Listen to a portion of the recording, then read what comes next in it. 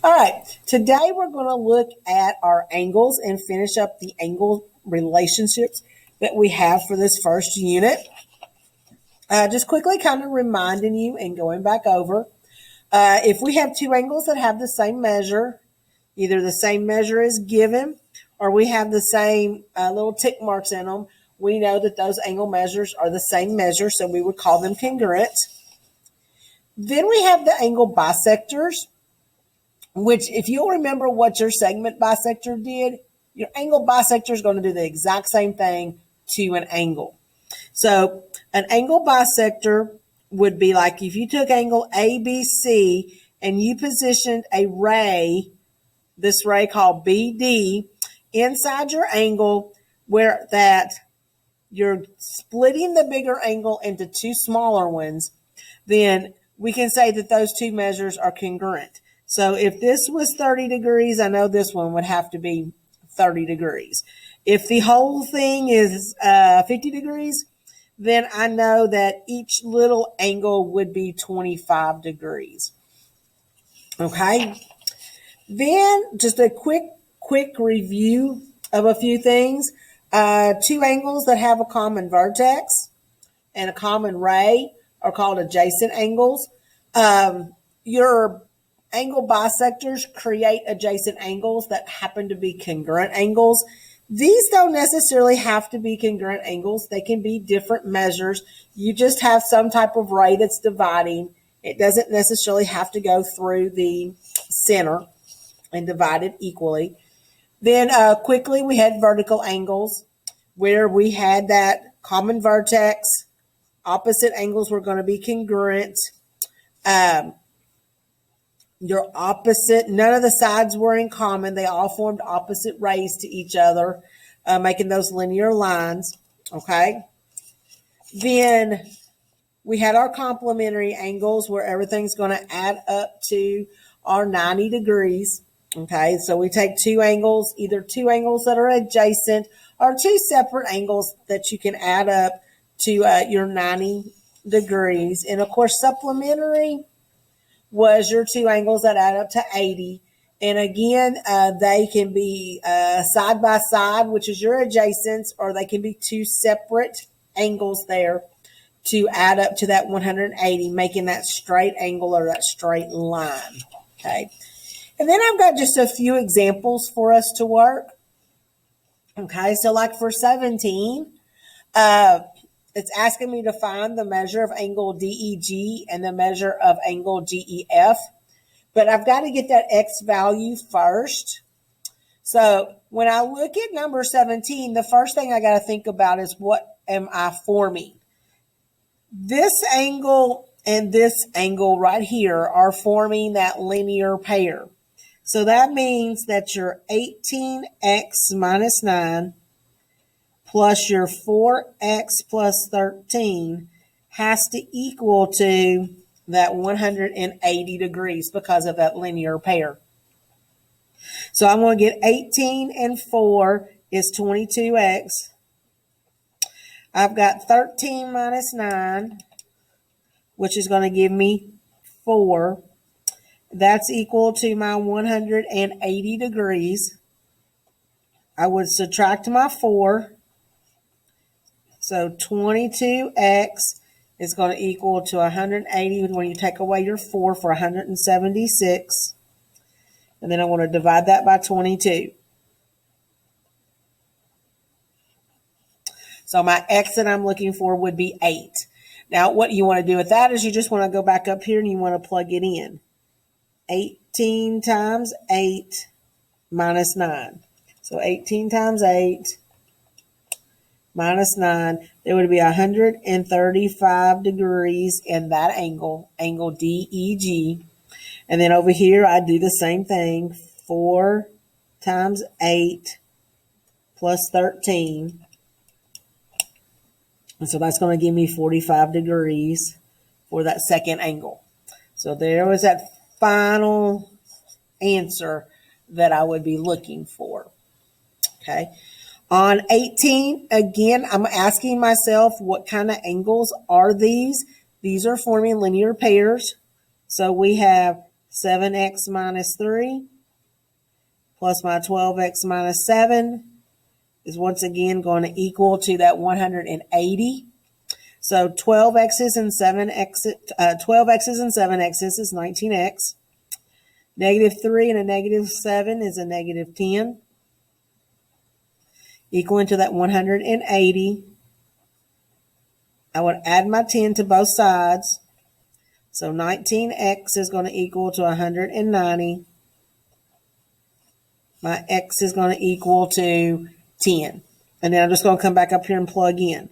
7 times 10 minus 3. So that's 67 degrees right there. And then over here, I'm going to do 12 times 10 minus 7. That's going to give me 113 right here. So that would be the two final answers that I would be looking for. And in the last one, this one's a little different. I could do the fact that I have a linear pair, but because I have that 90-degree angle there, then there's a 90-degree angle on the other side. So I would take my 6x plus my 4x equaling to 90. So we're going to get 10x is equal to 90. X is going to equal to 9. So 6 times 9 here is 54. 4 times 9 is 36. And that would be my two answers that I would be looking for on that one.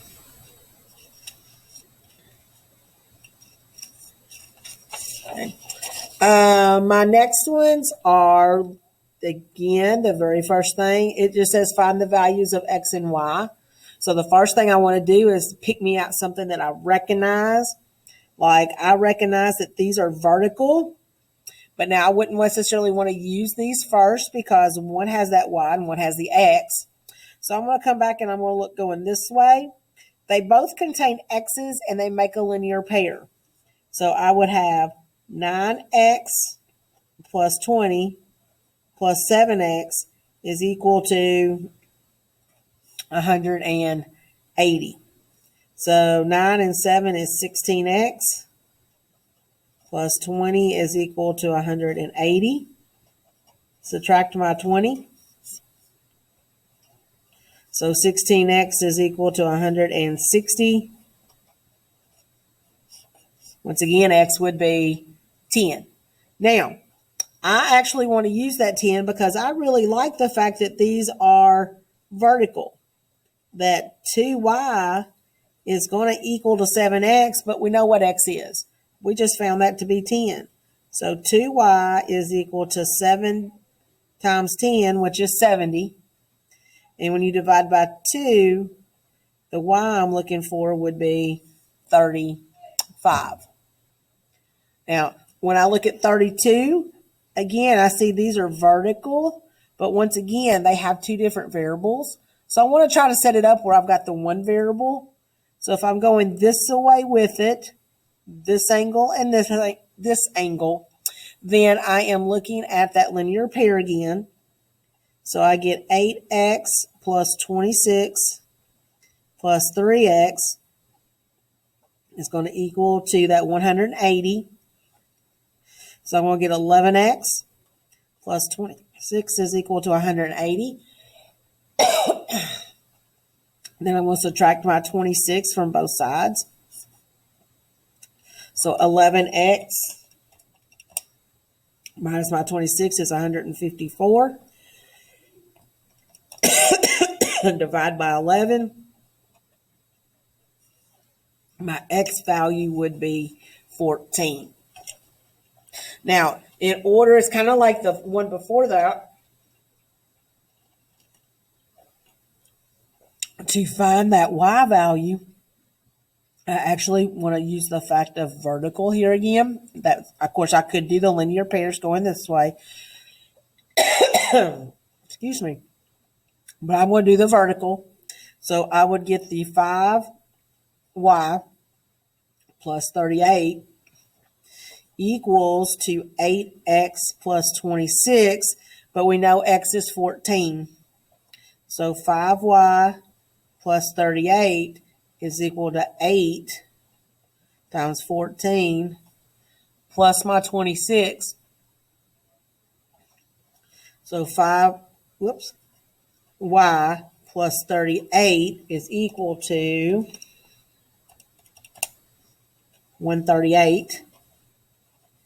So when I subtract my 38 from both sides, 5y is going to equal to 100.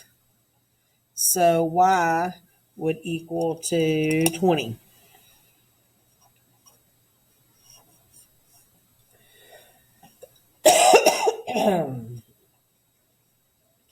And then on question 33, I always check my verticals first. Variables don't match. I go this way. My variables don't match. So what I'm going to do is I'm going to go back to my linear pairs, because if I'm doing a linear pair going this way, I have my x's. So I'm going to get 4x minus 100 is equal to x plus 5. I'm going to bring that over and make it 3x. Make that 105. So my x would be 35. Now I could substitute back in, but if you'll do a linear pair going this way, you will still come up with 180 degrees with the same variable. So I will just do that again. 2y plus 3y plus 30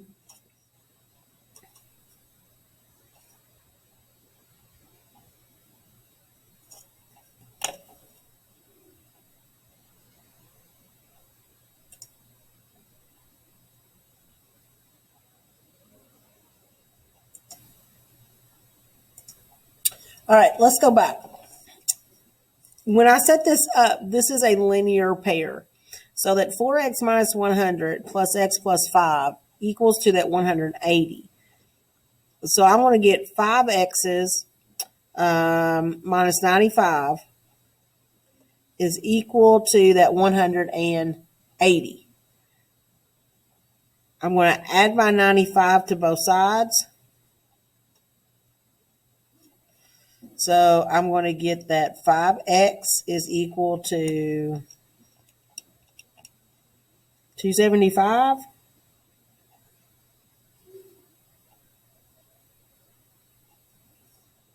And then I'm going to divide that by 5. So x would equal to 55.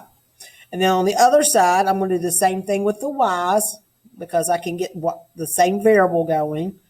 This is going to give me 5y plus 30 is equal to 180. I would subtract my 30 from both sides. And then that would leave me with 5y is equal to 150. And divide by 5 is going to give me 30. And that's how I would go about solving those types of problems. The last couple, real quickly, that I will do with you is this one is just wrote a little different, no picture, complementary. Remember, that means we're going to add to 90 degrees. So I would take my 3x plus 2 plus my x minus 4, set you equal to that 90 degrees. So 3x and an x is going to make a 4x. Minus 2 is equal to 90. So 4x's is going to equal to 92. And when you divide that out, your x is going to equal to 23. Now, all you really want to do with that is come back and sub it back in. So 3 times 23 plus 2 would give me an angle measure for angle A to be 71 degrees. And 23 minus 4 would give me 19 degrees for angle B. And of course, the last one would be two angles that are supplementary. which means everything's going to add up to 180. So 8x plus 100 plus my 2x plus 50 is going to equal to my 180.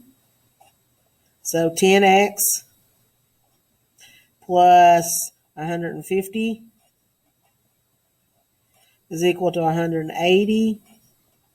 Subtract your 150. So 10x is equal to 30. X would be 3.